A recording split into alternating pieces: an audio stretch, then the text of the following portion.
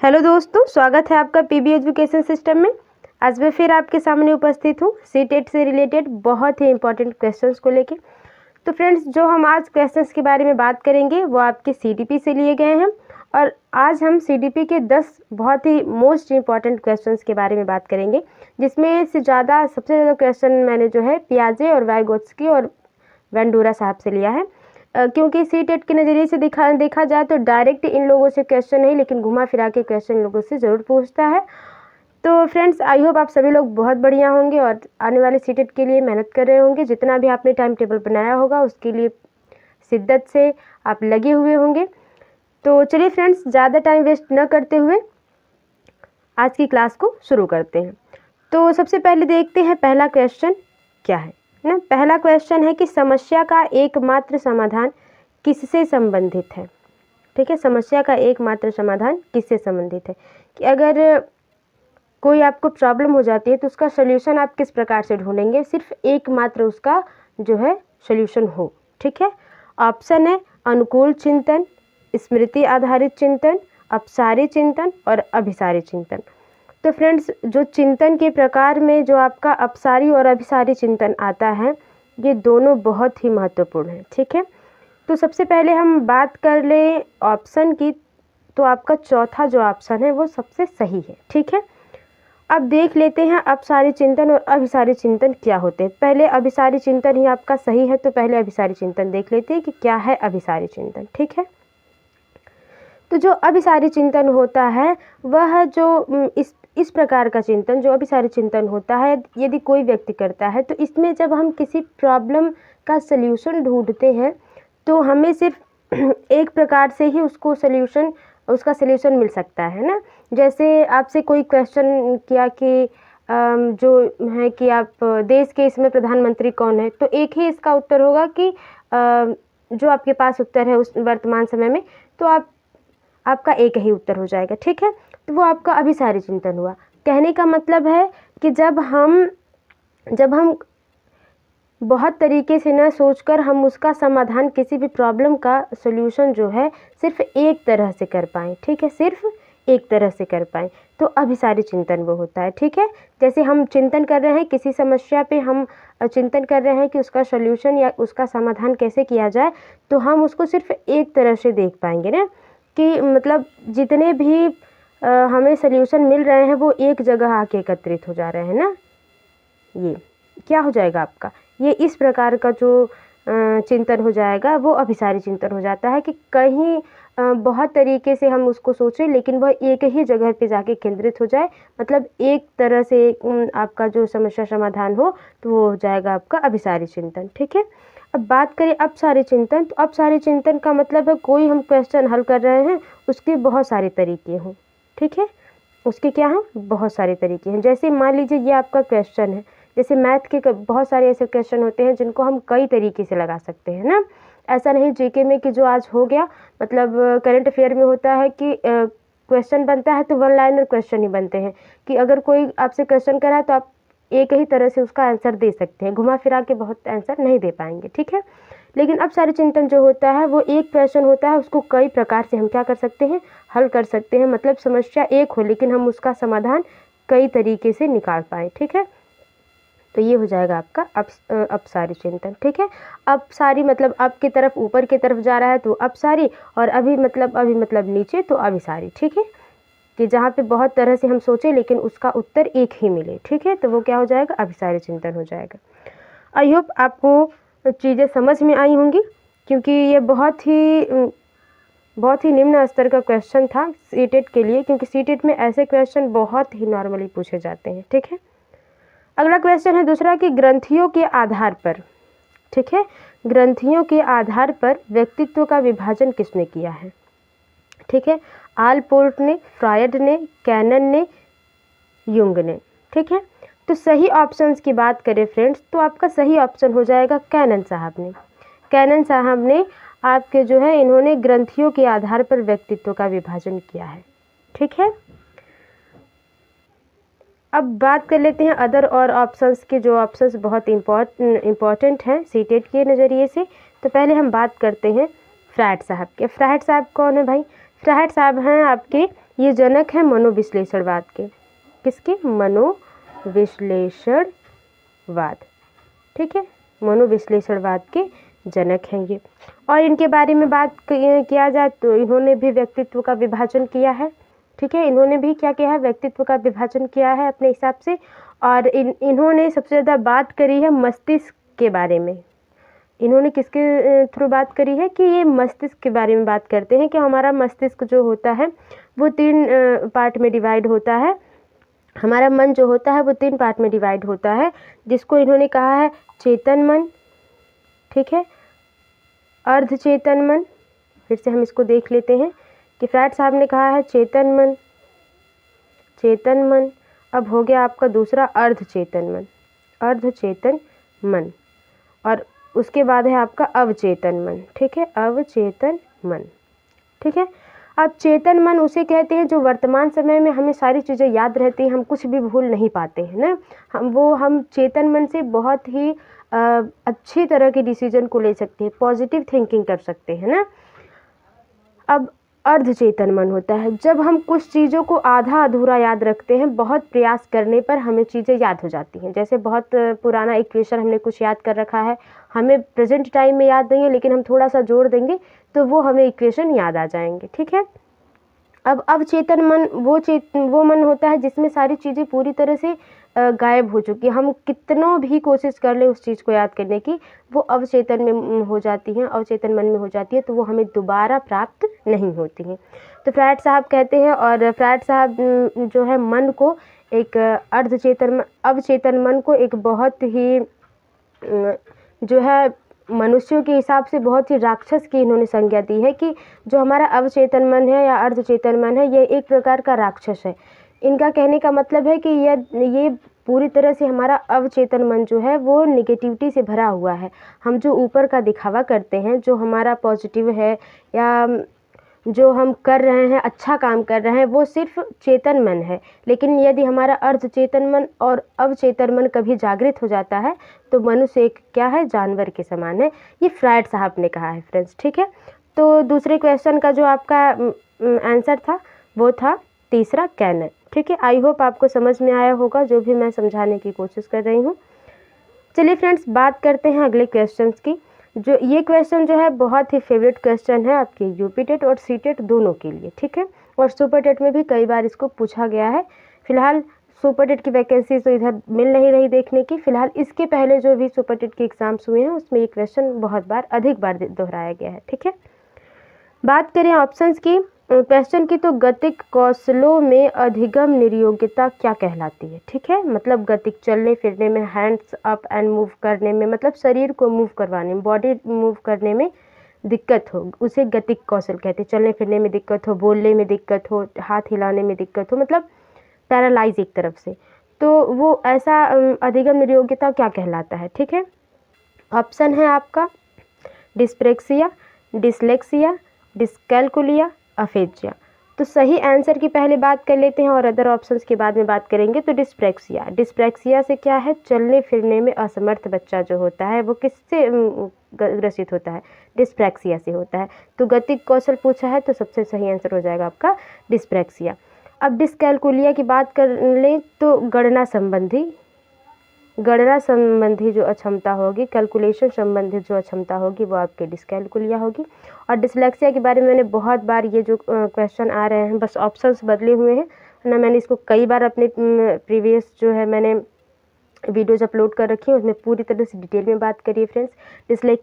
Dyslexia जो है वो आपका जो है पठन से संबंधित है, पठन अक्षमता से संबंधित है। ठीक है, आई होप आपको समझ में आया होगा। डिस्प्रेक्सिया से चलने फिरने में, गतिक कौशल में दिक्कत होती है। डिसलेक्सिया से पठन सामग्री बच्चे को नहीं समझ में आती, और डिस्कैल्कुलिया में बच्चा जोड़ घटाव नहीं कर पाता है। आई होप आपको बातें समझ में आ रही होंगी। देखिए अगला क्वेश्चन है कि अनुकूलन के 2 बुनियादी पूरक क्रियाएं हैं। मतलब आप अपने इन्वायरमेंट में अनुकूल हो जा रहे हैं, ढल जा रहे हैं, अडॉप्ट कर ले रहे हैं चीज़ों को, तो इसके 2 बुनियादी पूरक क्या हैं? मतलब किसके द्वारा आप अपने वातावरण में ढल जाते हैं? अनुवांशिकता और पर्यावरण पे, मतलब आप जो अपने पूर्वज से प्राप्त किए हैं और वातावरण के माध्यम से आप कहीं भी अनुकूल हो सकते हैं, ये बिल्कुल भी सही नहीं है, क्योंकि आनुवांशिकता और पर्यावरण हर जगह सही नहीं होता फ्रेंड्स। ठीक है, सोच और धारणा से हम कुछ भी नहीं कर पाएंगे। जब हमारी जो बॉडी होगी वो इन्वायरमेंट को नहीं सहन कर पाएगी। जैसे डायनासोर हैं, वो कितनों भी सोचे होंगे कि हम धरती पे जीवित रह लें, लेकिन इन्वायरमेंट के बहुत ज़्यादा बदलाव होने से वो विलुप्त हो गए ना। तो उनका आनुवांशिकता और पर्यावरण का कोई मतलब नहीं, करेक्शन ही नहीं रहेगा, क्योंकि पर्यावरण तो ऑलरेडी बदल गया और आनुवांशिकता होते हुए भी वो अनुकूल नहीं कर पाए जब क्लाइमेट चेंज हुआ तो ना। तो ये भी आपका नहीं होगा। बुद्धि की प्रेरणा, मोटिवेशन हमेशा वर्क नहीं करता फ्रेंड्स। मोटिवेशन जो होता है वो हमारे मन को क्लियर कर सकता है, हमारी बॉडी को क्लियर नहीं कर सकता ना। मतलब हमारी अब मोटिवेशन अब सुनेंगे अचानक से आप और क्या करेंगे, आग में कूद जाएंगे, ऐसा तो नहीं करेंगे ना, क्योंकि मोटिवेशन मन को स्ट्रॉन्ग कर सकता है, आपकी बॉडी को स्ट्रॉन्ग नहीं कर पाएगा। हड्डियों को ऐसा नहीं मोटिवेट हो जाएगा कि हड्डियाँ की जो है आप आग में चले जाएंगे तो आपकी हड्डियाँ नहीं चलेंगी, है कि नहीं। तो ये बहुत ही अलग सा हो गया। आई होप आपको समझ में आ रहा होगा। अब ऑप्शन जो सही है वो है आपका तीसरा। अब आत्मसातीकरण और समायोजन क्या है, इसके बारे में फ्रेंड्स बात कर लेते हैं, क्योंकि ये बहुत ही जो आपके पियाजे साहब कहते हैं और थॉर्नडाइक साहब भी कहते हैं कि आत्मसातीकरण और समायोजन के बारे में लोग बात करते हैं। तो उन लोगों का कहने का मतलब है फ्रेंड्स कि समायोजन क्या है, मतलब आत्मसाती क्या है। पहले आत्मसातीकरण पर समझा जाए तो समायोजन अपने आप समझ में आ जाएगा।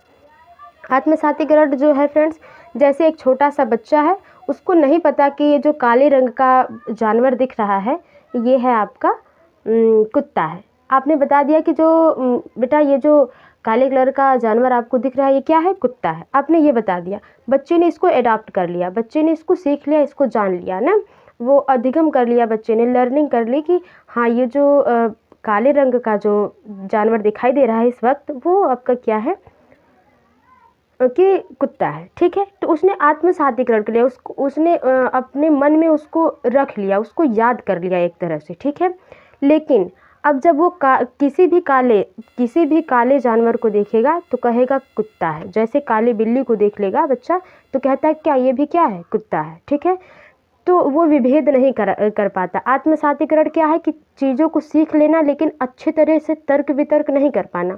समायोजन क्या होता है कि समायोजन बच्चा तब कर लेता है जब उसको समझ में आ जाता है कि ये जो काले रंग के जो जानवर हैं, जरूरी नहीं कि वो सभी काले रंग के जानवर कुत्ते ही होंगे ना।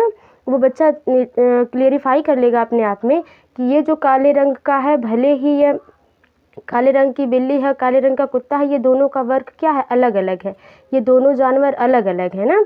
वो जो है काले रंग का होते हुए भी उसकी आवाज़ अलग है ना, उसके जो है खान पान अलग है, उसका जो एटमॉस्फेयर अलग है। इसी तरह बिल्ली को भी बच्चा समझ जाएगा कि भले काले कलर की है तो क्या, लेकिन इसकी आवाज़ क्या है, अलग है ना। ये घरों में रह लेती है, इसको लोग घरों में पाल लेते हैं, कुत्ते को लोग घरों में पाल लेते हैं, लेकिन इनमें डिफरेंस पता चल जाता है बच्चे को। ठीक है, तो ये आत्मसातीकरण हुआ और ये समायोजन हुआ कि बच्चा जब दो चीज़ों में अलग अलग मतलब जो है उसमें डिफरेंस कर ले, अलगाव कर ले, कि दो चीज़ों में क्या कर ले, तुलना कर पाए, अलग अलग उनके गुणों को कर पाए, तो वो समायोजन हो जाएगा और आत्मसातीकरण हो जाएगा कि बच्चा कुछ नया सीख लेता है। ठीक है, आई होप आपको मेरी बात समझ में आई होगी, क्योंकि मैं बहुत ही बेसिक से समझाने की कोशिश कर रही हूँ फ्रेंड्स। यदि आपने नोट भी कहीं पे पढ़ा होगा तो आप इसको बखूबी समझ पाएंगे। अगला क्वेश्चन है कि पियाजे के अनुसार, पियाजे साहब बहुत ही इंपॉर्टेंट है सीटेट के नज़रिए से। आप देखेंगे आपके पियाजे साहब हुए, थॉर्नडाइक हुए, वाइगोत्स्की हुए और मारिया मोंटेस्क्यू फोब्रेल, ये लोग जितने भी हैं फ्रेंड्स बहुत ही इंपॉर्टेंट है। मैं तो आपसे को यही सजेस्ट करना चाहूँगी कि आप आने वाले सीटेट में इन लोगों को ज़रूर, इन लोगों की थ्योरी को, इन लोगों के बुद्धि के सिद्धांतों को सबको पूरी तरह से पढ़ के जाइए ना, एक बार रिवाइज करके जाइए। तो अगला क्वेश्चन है कि पियाजे के अनुसार किस स्तर पर बच्चे अमूर्त तर्क और तर्क कौशल विकसित कर लेते हैं। ठीक है, पूर्व संक्रियात्मक अवस्था में, मूर्त संक्रियात्मक अवस्था में, अमूर्त संक्रियात्मक अवस्था में और संवेदी पेशी अवस्था में। ठीक है, तो बात करें हम पियाजे साहब की तो फ्रेंड्स ये क्वेश्चन बहुत ही इंपॉर्टेंट है। यदि आप इसको नहीं समझ पा रहे हैं तो आज बेसिक से इसको समझ लीजिए और इनके जो थ्योरी जो ये दिए हैं ठीक है, उनके बारे में बुद्धि के जो इन्होंने संज्ञानात्मक विकास की जो अवस्थाएं दी हैं इन्होंने, उसके बारे में आज डिटेल में हम इस पर बात ही कर लेते हैं। ठीक है, तो सबसे पहला जो इन्होंने ये जो हम लिख देते हैं कि आप संज्ञानात्मक विकास का सिद्धांत दिया है इन्होंने। ये जो ऑप्शंस दिखाई दे रहे हैं सारे, ये पियाजे साहब के संज्ञानात्मक विकास की अवस्थाएं हैं। ठीक है, तो उन्होंने पहला अवस्था माना है संवेदी पेशी अवस्था को, या इसको इंद्रिय जनित गामक अवस्था भी कहते हैं, सेंसरी मोटर स्टेज। ठीक है, क्या कहते हैं इसको? सेंसरी, इंग्लिश में आप देख लीजिए, सेंसरी मोटर स्टेज होती है ये। और ये जन्म से कितने वर्ष होती है? ये जन्म से होती है, जन्म से 2 वर्ष, जन्म से 2 वर्ष होती है। उसके बाद ये दूसरा जो इनका आता है, तो ये पहला हो गया, ये दूसरा। ठीक है, ये दूसरा जो अवस्था बताते हैं पूर्व संक्रियात्मक अवस्था, प्री ऑपरेशनल स्टेज को। ठीक है, इसकी जो आयु सीमा होती है वो 2 से 7 वर्ष होती है, 2 to 7 ईयर ओल्ड जो बच्चा हो जाएगा उसमें पूर्व संक्रियात्मक अवस्था आ जाएगी। ठीक है, अब तीसरा जो आ जाता है आपका मूर्त संक्रियात्मक अवस्था। मूर्त संक्रियात्मक अवस्था आपका फ्रेंड्स 7 to 11 वर्ष हो जाती है। ठीक है, 7 to 11 ईयर ओल्ड जब बच्चा हो जाएगा तो वो मूर्त संक्रियात्मक अवस्था में होगा।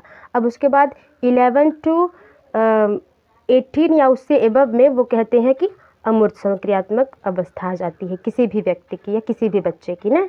अब इसमें डिटेल से बात कर लेते हैं क्या है। तो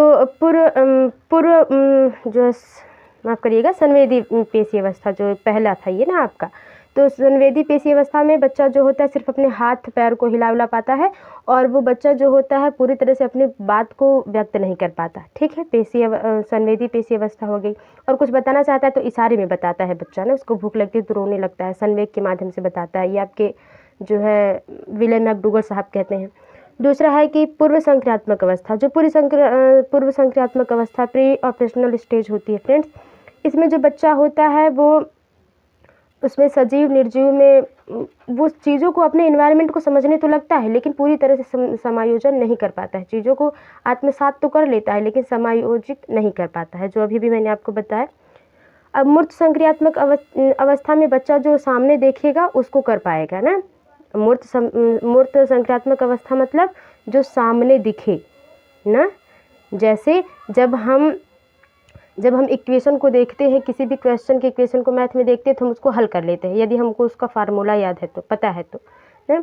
और यदि हम सामने पेड़ देखते हैं तो उसको हम डिफाइन कर पाते हैं कि पेड़ जो है उसके तने लंबे होते हैं, पत्तियां ऐसी होती हैं, टहनियाँ मजबूत होती हैं, जड़ें ऐसे होती हैं ना, तो हम उसको डिफाइन कर पाते हैं। तो जो हमारे सामने दिख रहा है या बच्चे के सामने दिख रहा है वो आपका मूर्त संक्रियात्मक अवस्था हो जाता है। ठीक है, अमूर्त संक्रियात्मक जो चीज़ न भी देखी जाए उसके बारे में भी जब बच्चा बता ले तो क्या हो जाता है, अमूर्त संक्रियात्मक अवस्था हो जाती है। ठीक है, जैसे आपका गुरुत्वाकर्षण बल हुआ, दिखाई नहीं देता फ्रेंड्स फिर भी है ना गुरुत्वाकर्षण बल। अब न्यूटन के जो नियम हैं आपके, ठीक है, ये सारे कुछ नियम ऐसे हैं जिनको हम देख नहीं सकते लेकिन फिर भी इलेक्ट्रॉन प्रोटॉन आपका हो गया, फिर भी ये उपस्थित हैं, है ना। तो ये आपका अमूर्त संक्रियात्मक अवस्था में आता है। तो आप ही सोचिए, जब अमूर्त तर्क बच्चा कर पाएगा, तर्क कौशल उसका अच्छा विकसित हो पाएगा तो उसका हो जाएगा अमूर्त संक्रियात्मक अवस्था हो जाएगी, फॉर्मल ऑपरेशनल स्टेज हो जाएगी उसकी। ठीक है, आई होप आपको समझ में आया होगा फ्रेंड्स, क्योंकि ये बहुत ही बड़ा टॉपिक है, मैंने बहुत ही संक्षिप्त में और उस पर भी बहुत ही क्लियर बताने की कोशिश की है। अगला देखिए, कौन सा पियाजे की पूर्व संक्रियात्मक अवस्था का हिस्सा नहीं है। ठीक है, नहीं है, निगेटिव वर्ड यूज करना है यहाँ पे, आप देख लीजिए। आत्मवाद, जीववाद, संरक्षण और विलोम्यता। आत्मवाद मतलब बच्चे को लगता है, बच्चा अपने जिस परिवार में रहता है उसको लगता है कि जो मैं हूँ, मैं इस घर का जो हूँ सब कुछ हूँ, जो मैं कहूँगा वही होना चाहिए। मैंने कहा कि आज मुझे चॉकलेट चाहिए तो आज चॉकलेट चाहिए, वरना मतलब मैं तो रोध होके सबको परेशान कर दूंगा ना। तो वो आपका हो गया बच्चे का आत्मवाद। तो इसमें जो पियाजे साहब इसको मानते हैं कि एक बच्चे में क्या होता है, पूर्व संक्रियात्मक अवस्था में बच्चे में आत्मवाद होता है। जीववाद भी बच्चे में होता है, क्योंकि उसकी गुड़िया को नहलाना धुलाना, उसको पहनाना, फिर उसको खाना खिलाना, उसके बाल कंघी करना, ये क्या होता है, जीववाद होता है। फिर उसको लेके हाथ में, अगर उसको किसी ने, अगर मान लीजिए हाथ से गुड़िया गिर गई तो बच्चा रोता है कि जो है मेरी गुड़िया को चोट लगी, वो भी रोता है, मम्मी से कहता है कि गुड़िया रो रही है ना। तो जीववाद होता है। संरक्षण, बच्चे को पता होता है कि मेरे कपड़े हैं तो ये मेरे हैं, इसको कोई और दूसरा नहीं पहन सकता, ठीक है। लेकिन अविलोम्यता बच्चे में नहीं होती है जब वो पूर्व संक्रियात्मक मतलब 2 से 7 वर्ष का जब बच्चा होता है तो उसमें अविलोम्यता नहीं होती। कहने का मतलब है कि जब उसके आँख से कोई चीज़ ओझल हो जाती है तो वो उसके लिए रोता है, ठीक है। विलोम्यता तब हो जाता, अगर हटा दें फ्रेंड्स तो विलोम्यता हो जाएगा। इसका मतलब कि जब कोई चीज़ खो जाती है तो बच्चा उसके लिए रोता नहीं है, वो उसका विलोम्यता हो जाएगा। लेकिन ये पूर्व संक्रियात्मक अवस्था में नहीं, ये हो जाता है आपका मूर्त संक्रियात्मक अवस्था में कि बच्चे की गुड़िया खो भी जाती है तब भी उसको पता है कि गुड़िया दूसरी मिल जाएगी। लेकिन जब बच्चा पूर्व संक्रियात्मक अवस्था में होता है तो गुड़िया के गिर जाने से जो बच्चा सोचता है कि अब ये गुड़िया हमें दोबारा नहीं मिलेगी, ठीक है, तो वो अविलोम्यता हुआ। चलिए फ्रेंड्स, बात करते हैं आपके 7वें क्वेश्चन। 7वां क्वेश्चन है, वृद्धि और विकास का सिद्धांत नहीं है, निरंतरता का सिद्धांत, वर्गीकरण का सिद्धांत, समन्वय का सिद्धांत, वैयक्तिकता का सिद्धांत, ठीक है। तो इसमें सही आंसर जो मैं बता दूं वो है आपका वर्गीकरण का कोई भी ऐसा सिद्धांत नहीं है, ठीक है। विकास का वहाँ ये निरंतरता का सिद्धांत थॉर्नडाइक साहब ने दिया है कि जो विकास है वो आजीवन चलती रहती है ना, हम कुछ न कुछ नया सीखते रहते हैं, एनवायरनमेंट से सीखते रहते हैं, तो निरंतर चलने वाली। समन्वय हम अपने एनवायरनमेंट में कर लेते हैं ना। और वैयक्तिकता का सिद्धांत आप सभी लोग जानते हैं, कितने लोगों ने दिया है, लेकिन वर्गीकरण का सिद्धांत कुछ भी नहीं है।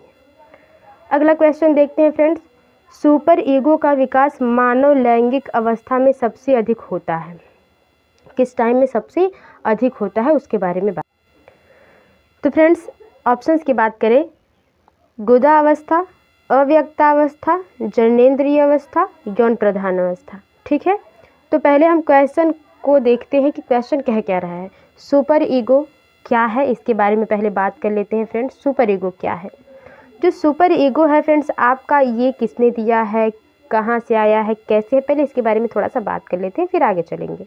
सुपर ईगो जो है यह आपके जो फ्रायड साहब, जिसको अभी भी मैंने बताया आपके मनोविश्लेषणवाद के जो जनक हैं फ्रायड साहब, उन्होंने ही सुपर ईगो को दिया है, ठीक है। अब इन्होंने लिंग के आधार पर, चाहे वो छोटा बच्चा है उसके लिंग के ही आधार पर उन्होंने बताया हुआ है कि एक व्यक्ति का लिंग के आधार पर इच्छाएं कैसी बढ़ती जाती हैं, ठीक है। फ्रायड साहब ये कह रहे हैं। तो इन्होंने जो है मन की इच्छाओं को या मानव लैंगिक अवस्था को 3 भागों में इस प्रकार से बांटा है, जैसे कि मान लीजिए ये 3 है, ठीक है, फ्रायड साहब ने दिया।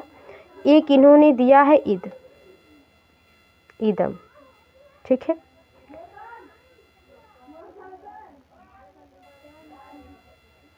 रुक जाइए फ्रेंड्स, फिर से देखें क्योंकि वहाँ जगह नहीं थी, इसलिए मैंने सोचा कि एक बार फिर से इसको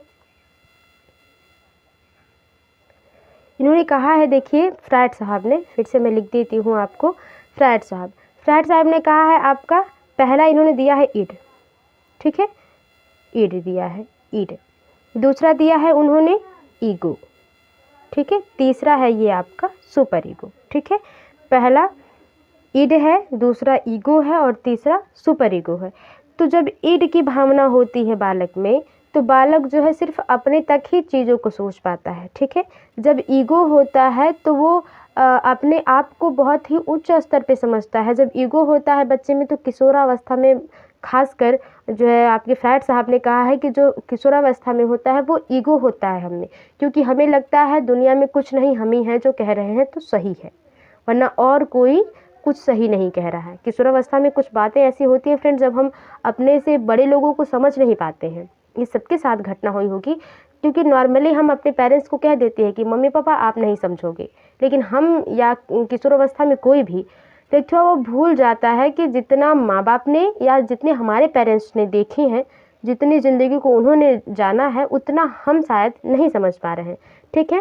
तो फ्रायड साहब यही कहते हैं कि एक ईद जो होता है ये हमें अपने तक केंद्रित रखता है। ईगो जो होता है इसमें हम अपने आप को बहुत ही ज़्यादा जो है इन्वॉल्व कर लेते हैं, और जब सुपर ईगो आता है तब यह एक अलग प्रकार का सुपर ईगो होता है। सुपर ईगो में लोग सामाजिकरण की बातें करते हैं। सुपर ईगो में जो है फ्रायड साहब ने किसको रखा है, आप सुपर ईगो में आप किसको रख सकते हैं, जितने भी महान हैं लोग, नेता हैं या शहीद हैं उनको आप रख पाएंगे। जैसे आपके सुभाष चंद्र बोस में, उनमें कैसा था, कैसा अवस्था था, मानव लैंगिक अवस्था कौन सी थी, तो उनमें सुपर ईगो का विकास था। वो अपने देश के लिए कुछ करना चाहते थे, ठीक है, उन्होंने किया, माफ़ करिएगा, उन्होंने देश के लिए बहुत कुछ किया, ठीक है, तो वो सुपर ईगो उनमें था, ठीक है। आपके लाल बहादुर शास्त्री जी हैं, उन्होंने देश के लिए बहुत बड़ा योगदान दिया, तो उनमें भी क्या है, सुपर ईगो है, ठीक है। मिसाइल मैन आपके APJ अब्दुल कलाम साहब, वो भी क्या है, उनमें भी क्या है, सुपर ईगो है। तो जो समाज के बारे में बात करेगा वो सुपर ईगो हो जाएगा। ईगो जो होगा वो अपने तक केंद्रित होगा, मतलब हम अपना परिवार सिर्फ संभाल पाएंगे, परिवार की बातें सुन पाएंगे, लेकिन बहुत ज़्यादा हम चीज़ों को समझ नहीं पाएंगे। इदम जो होता है वो केंद्रित होता है, बस स्व केंद्रित होता है कि हमारा भला तो सबका भला, ठीक है। तो अब क्वेश्चन देखते हैं कि जो है सुपर ईगो में मानव लैंगिक अवस्था सबसे अधिक कहाँ होती है, तो वो होती है आपका अव्यक्तावस्था में।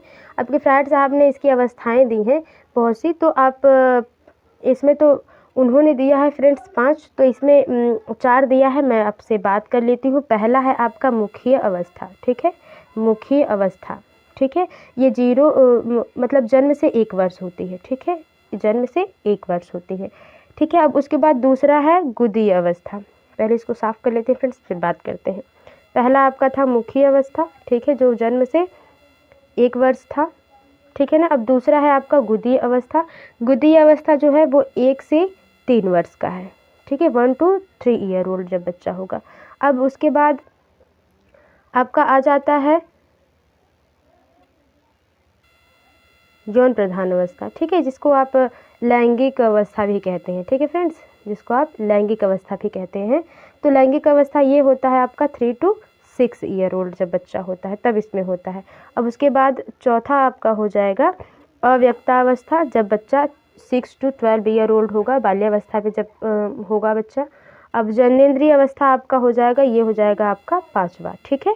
इसमें 12 से 20 वर्ष जो बच्चे होंगे, जब किशोरावस्था में बालक हो जाएगा तब ये जननेंद्रिय अवस्था होती है, मतलब जनन क्रियाओं में जो है निपुण हो जाता है बच्चा, ये फ्रायड साहब का कहना है, ठीक है। तो जो सुपर ईगो का विकास सबसे ज़्यादा होता है वो अव्यक्तावस्था में होता है, जब बालक 6 to 12 ईयर ओल्ड होता है, बाल्यावस्था में होता है, क्योंकि वह अपनी चीज़ों को व्यक्त नहीं कर पाता।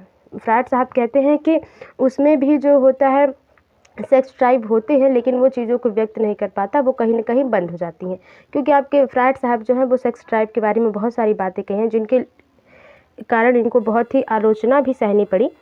फिलहाल चलते हैं हम अपने अगले क्वेश्चन पे। अगला क्वेश्चन है कि बंडूरा ने सामाजिक अधिगम के समग्र प्रक्रिया के संदर्भ में किस शब्द का प्रयोग किया, प्रतिधारण, संतुलन, आकलन और मॉडलिंग। तो ऑप्शन है मॉडलिंग। बंडूरा साहब ने कहा कि जब हम किसी व्यक्ति को देखकर उसकी तरह बनना चाहते हैं तो हम उसको मॉडल मान लेते हैं, और ये आपका किसके है, गेस्टाल्टवाद,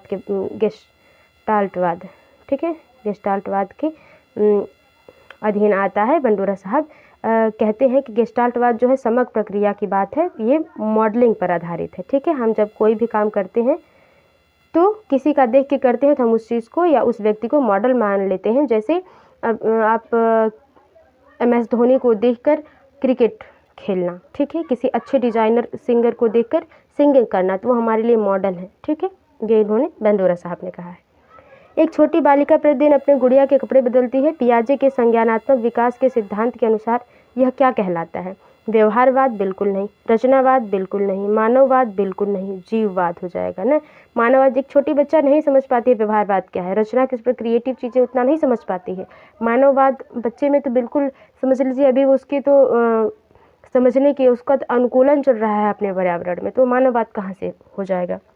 बच्चे में जीववाद होता है कि गुड़िया को जीवित मानकर वो चीज़ों को क्या करती है, गुड़िया के कपड़े बदलती है, गुड़िया को चोट लगती है तो रोती है, खुद भी रोती है, उसको शांत करवाती है ना, तो ये आपका हो जाएगा जीववाद।